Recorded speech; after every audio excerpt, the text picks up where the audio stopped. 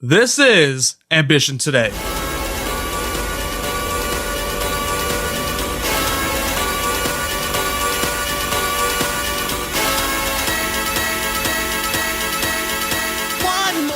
What's up, world? My name is Kevin Siskar, and this is Ambition Today, where we analyze success with the most ambitious people for the sake of entrepreneurial science. Like a modern-day Napoleon Hill, we unlock the secret lessons in which you can achieve success, grow your startup, accomplish your goals, and try to change the world today. Last episode, we talked to David Rose, founder and CEO of Gust. We went over all of the new equity crowdfunding rules, and we also covered what's up in his new book, The Startup Checklist, which is now a New York Times bestseller. Congrats, David. But today, we are joined by Amir Salihefendic, founder and CEO at Todoist. Today's episode of Ambition Today is brought to you by TopTail. Visit toptail.com/ambition today to hire the top 3% of freelancers from a growing network of the best custom software developers and designers. Go check out TopTail/ambition today. This is Ambition Today. Looking to make your dreams come true? Needing that extra push to become more successful? Then you've come to the right place. Welcome to Ambition Today with your host, Kevin Siskar.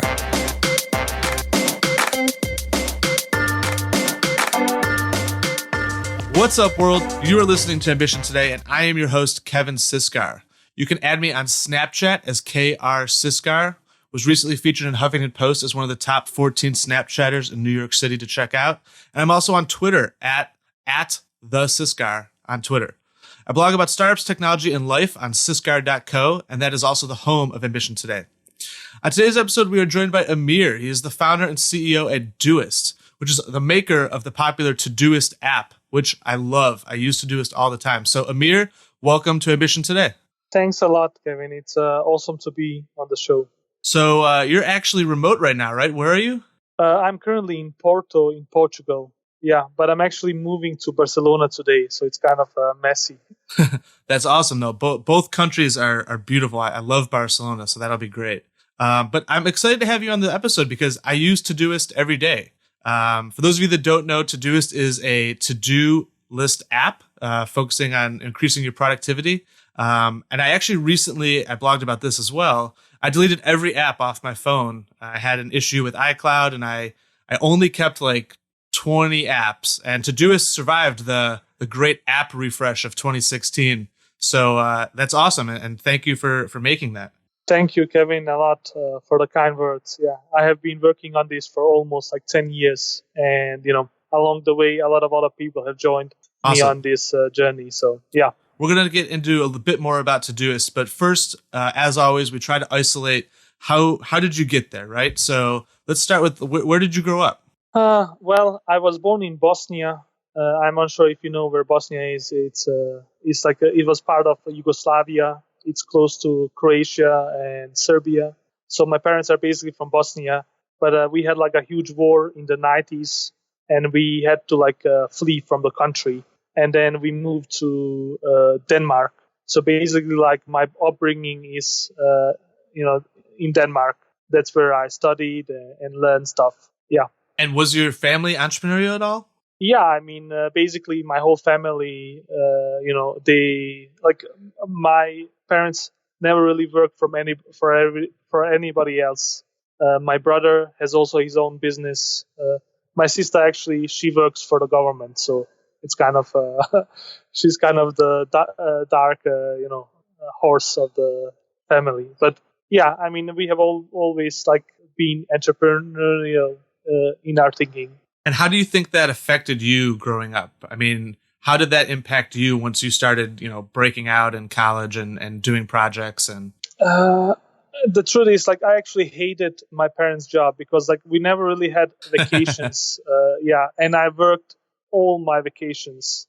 So I really hated, I never thought actually I would have my own business because, and I'm not sure if you were from a family that had their own business, but actually it's not that great. So a lot of working on family vacations, huh? Yeah, or just my parents had a business that they needed to attend all the time. So they couldn't just, leave for 2 weeks and go on a boat or whatever. They needed always to think about the business. So I'm actually unsure why I wanted to start my own business, but I actually never really expected to work for somebody else. So I think it's probably like in the blood or something. So when did you start working on projects and breaking out? I know you started Plunk. You also started Todoist. Prior to that, was there any other entrepreneurial things you had going on, or? Basically, like I started doing websites when I was like 14 or 15, and when I was 15, I actually sold a website for like the city's library. So basically, I coded them a website, and I got like enough money to buy like a MacBook. So I was like really, really excited for that. So I think that that was like my first real business. So you were hustling at an early age. I like that. So you then ended up starting Plurk and Todoist, I think, in 2007. So you started two projects at the same time. Did you anticipate either of them would be a big business, or were you more just focused on the creative process and getting it built? I started first Todoist, and like I didn't really expect it to be huge or like become a business. I started it like I created basically a to-do app for myself because I needed one. And Plurk, like I got invited as a co-founder into that project. And basically I thought it was a pretty nutty idea, like especially at the time, like because social networks and especially like microblogging were not really that hot. It's not like you're thinking, okay, this is going to be like $1 billion business or whatever. Yeah. So I didn't really like join any of them because I thought they would be huge businesses. So just to give the audience a little background, so Plurk was a microblog, almost like Twitter, right? But instead of your feed going horizontally across the screen, vertically down the screen, it went horizontally across. Correct? That is correct. So basically, it was basically a conversational social network, and we had a lot of innovations, and one of them was also actually huge usage of emojis and emoticons. So basically, I think we were one of the first social networks to really go like full in on emojis and emoticons. And even today, Plurk is still running, and you can still if you go to a profile of an active user, you will see like a lot of emojis that you can't really see anywhere else.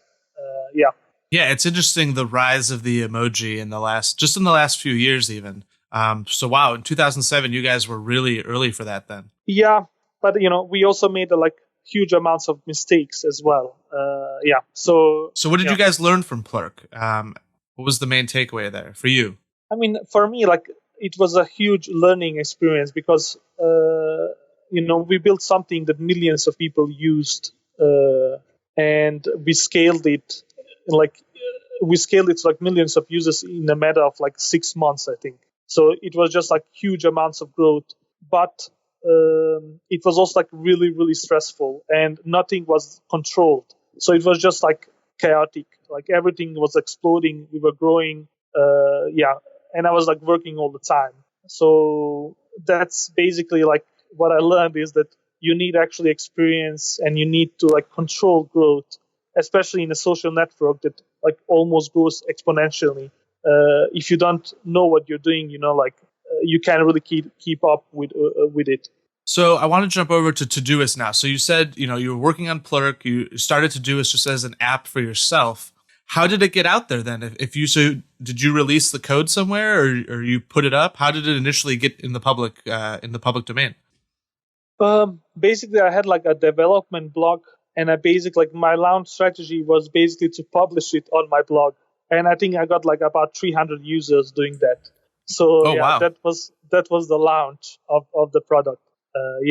And then from there, people just started requesting features and sharing it?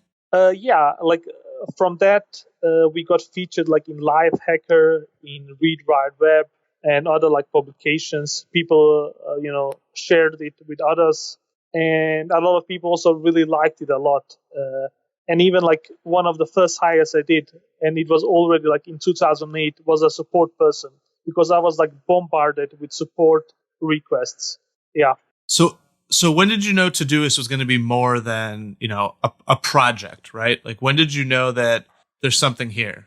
It was actually first in 2011. So it took me like 4 years of not really caring that much about the project. Then in 2011, I was like, okay, this is it. Like, let's do this.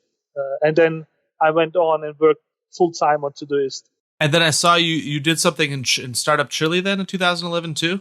Yeah, exactly. So basically in like 2010, 2011, I left Plurk.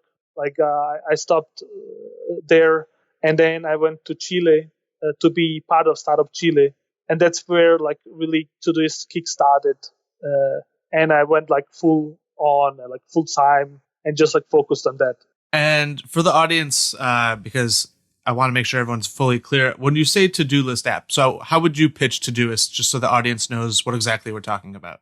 I mean, I think like you can view it in many different ways. Like some people view to-do apps as just like these stupid things that, you have like thousands of them.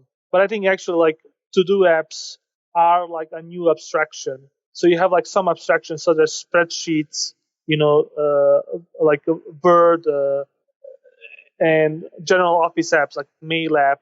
And then I think also you have like a to-do app, and to-do list and to-dos are like an abstraction in themselves. So basically, I think what most active Todoist users do is that they use it like a secondary brain, where they have like all of their stuff inside there.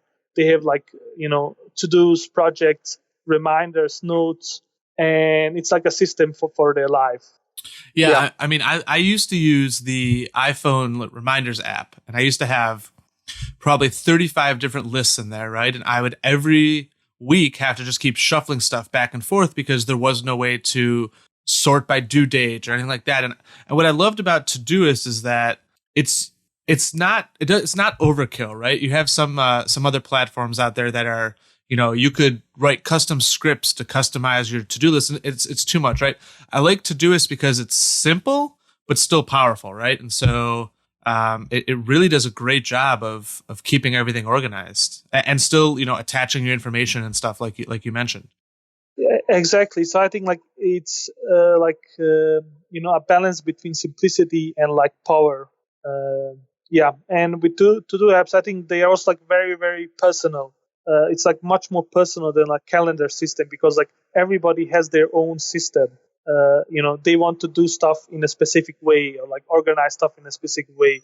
And I think that's also one of the things that Todoist really, gives you the power to do that. And so I know that there's also a lot of people have made sort of plugins and stuff for Todoist. I've seen, there's a lot of projects around that. Is that something that you guys promote and encourage, the community building stuff around it? Yeah, definitely. I mean, we have had, an API from the start, and right now we have about 100 integrations with all kinds of apps. So definitely, I think like integrating with other apps is like a huge feature. Do you guys work with Slack? We do actually, yeah. Slack is crushing it on the integrations lately. Yeah, they are. They definitely are. So let's take a quick commercial break. I want to take a quick break, but when we get back, I want to talk about where Todoist is at today, how it's grown, how you sort of built the team, and what's next. Sure. Sounds great. All right, we'll be right back. This is Ambition Today with Kevin Siskar. We'll be right back. Today's partner of Ambition Today is TopTal.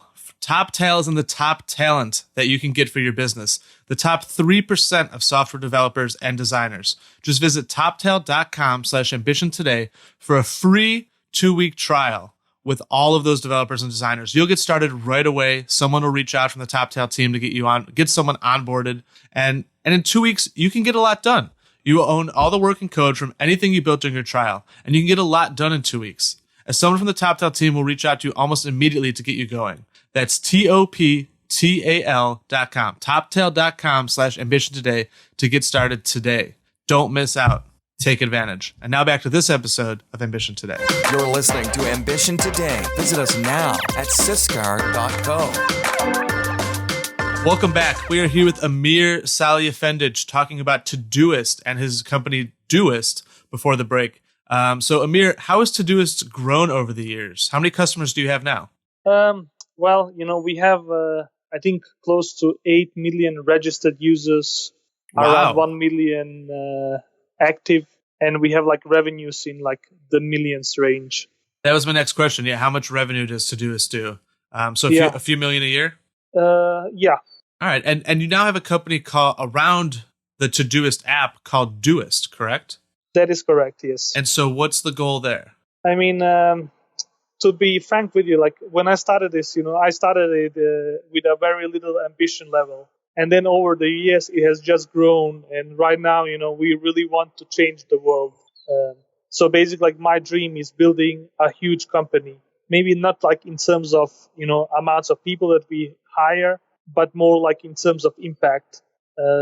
So that is the basic goal. And I want to do it like a remote, first company that's built like on very democratic principles. Okay, Yeah. what do you mean by that? Democratic. So basically, a very flat structure, like without too many managers, without like too much like management. Yeah. Okay. So I think some of the like very interesting ideas is like dynamic structures, like working in squads, holacracy, and stuff like that. Yeah, and especially like do you guys do a holacracy or no? we don't. Okay. And I'm unsure if we are going to do that. Okay. But I think there's like a lot of great ideas that are worth exploring, and maybe like you don't need to go like full in on that, but at least like borrowing some things here and there, and then like constructing your own philosophy. I think that can work. Okay. And how big is the team now? I think like we are close to 50 people, like 50. Oh wow! And is everyone remote or Yeah, people? I mean, basically, like we are a remote first company, so like we have people in about 20 countries around the world. Oh wow! So what has that experience been like building a team remote versus all in the office, right? Which I'm sure was probably a little more similar to Plurk. What's that experience been like? Actually, Plurk was also a remote company, and that's where I actually got the inspiration to just go out and hire people. Okay. And I think in general, I think it works great. You just need to hire like very specific people, like people that are proactive, people that are great communicators, especially like via text, people, that are good people. And I think that can work greatly. And also, I think in most countries and in most cities, it's very, very hard to find all the talent that you need. And if you can find it, you're going to pay a ton of money to do that. So do you have any tips or advice on how you find those people? I mean, we found some like via Elance. Others is just like, going at GitHub or like Reddit, Android, and then finding people that way. Yeah. I think also like a lot of the times people, want to hire experienced, developers or designers or managers or whatever.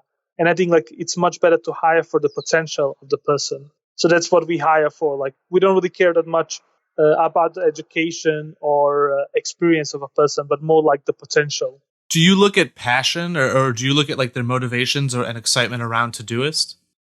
Yeah, we do. Like we want to hire people that are really passionate about productivity and, they want to work on something that is meaningful. I think that's definitely important. And that's definitely, I don't know if it's a millennial thing, but it's definitely an increasing trend in how important that has become. I think like if you do some research, actually like what motivates people, isn't the salary, it's really like what are they working on? And is that, something that they feel passionate about? Yeah. I think like Daniel Pink has a pretty interesting book called The Drive that basically speaks about like what motivates people. And in that book, it's basically purpose. Like purpose is one of the biggest motivators. Yeah, and that's pretty similar to, I don't know if you've seen the TED Talk, Simon Sinek, Start With Why, or read his book, Leaders Eat Last, but...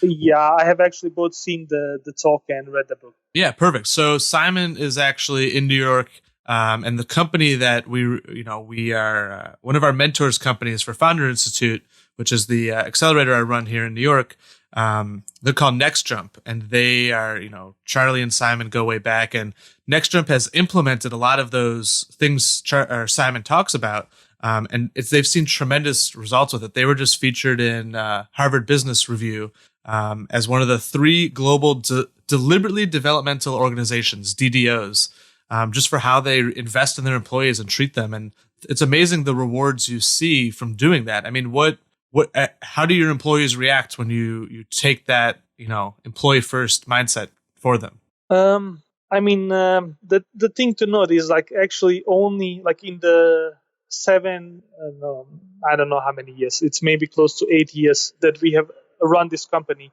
Only one person has actually left the company like voluntarily. So I think that speaks a bit about like the retention. So basically our retention is like 95%, I think, or something like that. Yeah, I think that speaks volumes for sure, and that's sort of what NextJump has seen as well. So I think that's great that you invest in your employees, and the company invests in them in that way. That's great. Yeah, I mean, I think when you start out as a founder, it's only you and your idea, and then you work on this, and then you maybe get it up and running, and then at some point you figure out that you need to hire people, and then later on you figure out the people that you hire and retain and train, they are your biggest investments, because everything else, like it's just like a passing thing, like technology, especially the products, everything needs to evolve, and the people, that evolve them, are your people. So yeah, I think investing in people is really, really important. So I know so jumping to investing in people, right? So a lot of people are looking to invest in themselves, right? And a lot of the way people do that is looking on ways to improve productivity, right? And so through Todoist, I'm sure with your mission being to improve productivity in the world, I mean, what are maybe, some of the 3 to 5 top things you've seen or learned that are the most impactful productivity boosters? I mean, that's a really hard question, but I can share some tips. Like, I think first of all, improving yourself as a founder, especially, is one of like the most important parts you can do. So actually, for me, like I'm reading, listening to podcasts, reading articles, reading books all the time, and I have done this like for the last 10 years, I think. So I think like it's really, really important that you focus on like self-improvement, and not only like in a specific skill like business development, but like in all the skills that you think are important. So this is like marketing, design, development. Like as a founder, you should really master them all, because it's very hard to hire any kind of person if you are not mastering, a skill yourself. So that's the first tip. The second tip, I think, is also like focus, and it's really important to figure out like what are the high impact stuff that you can do. A lot of the times, we can do a ton of stuff like go to events and stuff like that, but if it isn't like high impact stuff, then it doesn't really matter. So I think focus is really important. And third, and the last thing is basically tools. So I think a lot of smart people, they are not really using a tool. They are just keeping everything inside their head, and I think that is very a bad strategy. So basically, like on a daily basis, I complete about 20 to 30 things. And if I didn't like have tools to do that, I would basically fail at that, because I can't keep 20 or 30 things in my head every day. Yeah. So actually, I love that last point, and I wanted to follow up on that. So I put pretty much everything that hits my brain into if it's an actionable task, I will put it as a to-do list item, right? So how do you fight overcrowding of your to-do list, right? And also, is there certain ways in which you personally write things? So it's, I did this one step and it's done, or do you do, a larger thing that has multiple things you have to do for it? And then, how do you organize that, I guess, a little bit? I mean, that's a really good question. And I think like it really depends. I think it's very personal how you organize yourselves. Personally, I use like priorities. I use labels. So basically, I do like priority 1 are my important stuff that I want to accomplish in a day. And then I have like priority 2 and 3 and 4, these I can postpone them. So I think like prioritization is really important. Another thing is, I think, not being like very like detailed. I think maybe a task can be like 30 minutes or 1 hour, but like don't go, in and do like highly detailed tasks, because I think that can be like more of a problem than a help, because then you're like micromanaging your system, and that is bad, I think. Yeah, and you mentioned postponing a task, right? And that's basically, you something didn't get done on your to-do list today, so you're going to add it to tomorrow's day, right? And I know in the Todoist app you can just snooze that. What advice do you have for that? How do you fight kicking the can down the road, right? How do you stay focused? The truth is, like, I try to accomplish like 15 tasks, like meaningful tasks per day, and that is basically my goal. And I also try, to accomplish first like the high impact stuff, and then afterwards the small stuff. Yeah. So that is basically my system. It's like set a goal and don't try to cheat yourself, like by just adding like buy milk or something. Yeah. yeah. The open the door. Check that off the to-do list. No, I think this is really interesting, because I recently, one of the mentors here for Founder Studio New York, we were talking, and he brought up the phrase "swallow the frog." Right? Have you ever heard that? Yeah, it's a great tip. Yeah, and so basically, I think it's originally a Mark Twain quote, where if you have to swallow a frog in any given day, swallow it first thing in the day, right? So you're not sitting around all day just thinking about it and dreading it, right? And if you have to swallow 2 frogs, swallow the wartiest, ugliest one first. And I think it's been interesting. I've been have that in the back of my head, and I've been applying that to my to-do list every day, and just kind of knocking out those most impactful ones. So I like how you said you set priorities and you swallow the frog with your every day 15 times. Yeah. And I think like the last thing I would really like to recommend, and I know like Slack is really, really, like really popular right now, but I think distractions are a huge problem. And especially like if you don't, manage your time well and manage it in batches. I see like a lot of people, especially like, in a Slack fueled workspace, it's basically like you're getting distracted all day long, and like it's very hard to do meaningful work, if you're being distracted all the time. So the thing for me is also like managing your time and managing it in batches. So like if you work on something important, like shut down your phone, shut down your internet, and just like focus on that and do that, and don't like get distracted by all kind of things. That is definitely a real problem, and it's definitely increasing with the internet and Slack, and we're so accessible that it's hard to focus and just get stuff done without opening a tab or clicking an article or responding to a text. Yeah, it's definitely challenging. All right, well, what's next for Todoist? I'll tell you that I have a killer feature request for what's next for Todoist. I think there should be a snooze counter. So every time you don't swallow the frog and you snooze it a day, I know how many times I've kicked the can, and then I feel really guilty about it, and I just get it done the next day. But what's next for Todoist? Actually, it's funny that you mentioned that we actually do have it in our models. So actually, we can actually easily implement that feature. And that's really interesting. If you need someone to test it, I'm your man. Yeah, because a lot of times, maybe you have postponed like a task 20 times, and then you're maybe like, Yeah, definitely.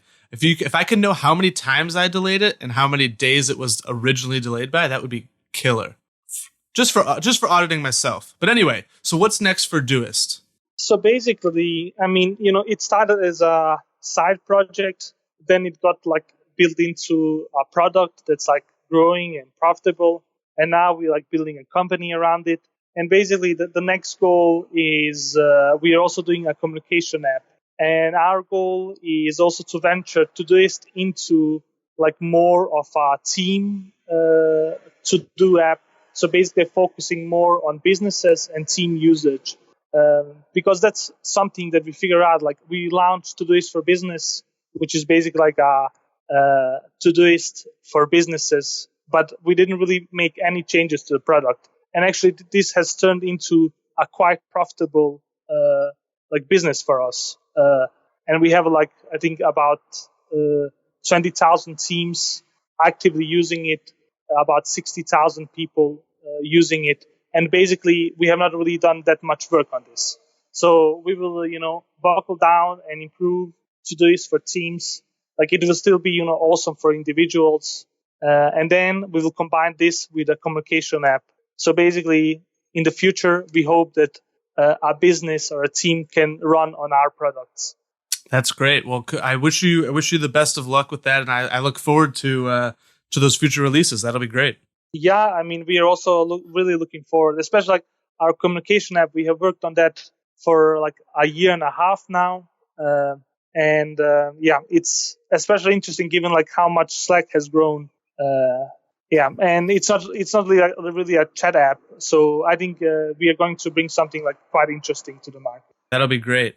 So I want to jump now. Every episode we have the Ambition Today question of the day. This is a question around success, life, your society, right? Something that broke the norm, right? And so today's Ambition Today question of the day is, how do you define success? I mean, that's a really, really hard question. And for me personally, like, some people would think money or like financial security is like success. But for me personally, it's really like impact, and maybe like impact on a global scale. So that's like really something I care deeply about.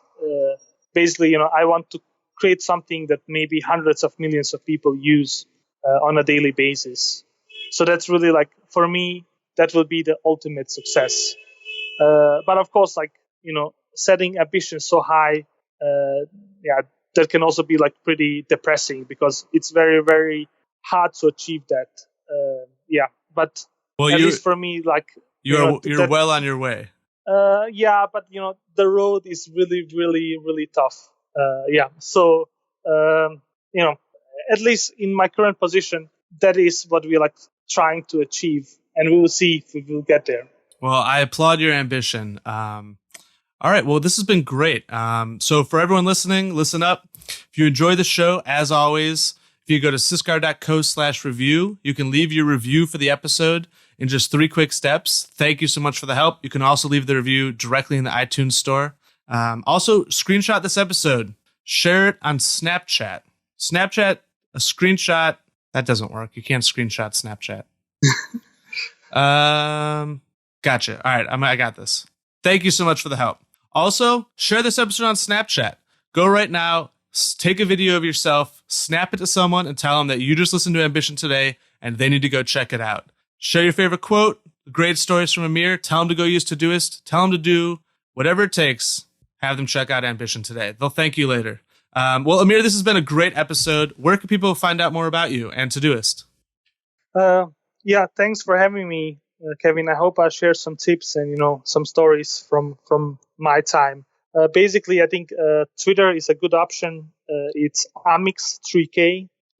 So please follow me. I usually like post technical, like in terms of tech stuff, inspirational stuff, and also sometimes about design. So And also, where can people check out Todoist? I mean, if you basically search for to-do list, you will find us. In the App Store? Like on Google App Stores. We are I think like we are top 3 in most of them. You're everywhere. I love it. Yeah. All right. Well, stay curious, everyone. And I will see you all on the next episode of Ambition Today. Thank you, Amir. Thank you, Kevin. Thanks for listening to this episode of Ambition Today with your host, Kevin Siskar. For more great content and to stay up to date, visit www.siskar.co. We'll catch you next time.